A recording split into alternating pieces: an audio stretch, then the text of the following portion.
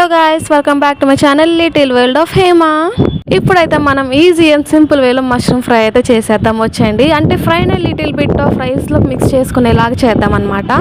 ముందుగా మష్రూమ్స్ అన్నిటిని నీట్గా వాష్ చేసేయండి. ఇలా మొత్తం క్లీన్గా ఉండాలి.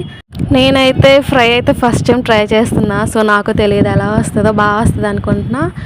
ఆనియన్స్ మీకు నచ్చినట్టయితే కట్ చేసుకోవచ్చు. నేనైతే చిన్నగా కట్ చేశాను. సో కొంచెం ఆయిల్ వేసేసి దానిలో చాప్ చేసిన ఆనియన్స్ వేసేయండి అండ్ పసుపు సాల్ట్ వేసేయండి. సాల్ట్ వేస్తే మీకు కూడా తెలుసు కదా, త్వరగా కుక్ అయిద్ది అనమాట.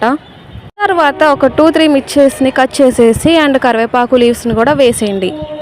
ఆనియన్స్ ఇలా మగ్గాలి. మగ్గిపోయాక ఒక 1 tablespoon of ginger garlic paste, 2 అయినా వేసుకోవచ్చు, అది మీ ఆప్షనల్.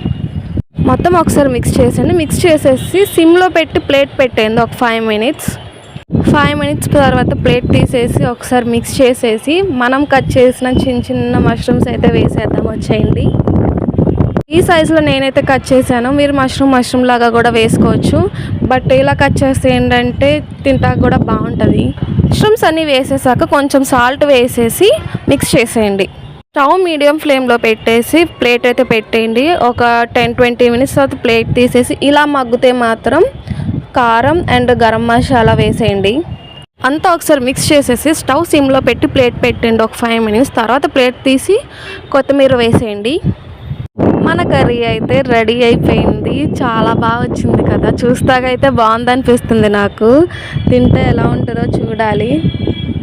నేను కూడా ఫస్ట్ టైం ట్రై చేశాను. నాకేంటంటే ఫ్యూ కర్రీస్ అది నేను చేస్తేనే నాకు నచ్చుతున్నాయి ఈ మధ్య. సో అందులో మష్రూమ్ కూడా ఒకటి. నాకైతే చాలా తక్కువ కర్రీస్ వచ్చు, దానిలో మష్రూమ్ అయితే ఒకటి and one of my favourite also. But mushroom fry అయితే ఫస్ట్ టైం ట్రై చేశాను నేను ఇలాగా. సో ఇప్పుడు టేస్ట్ చేసేద్దాం. వచ్చేయండి. చాలా అంటే చాలా బాగుంది నిజంగా. మీరు కూడా ఇలా ట్రై చేయండి ఇంట్లో. Thank you for watching.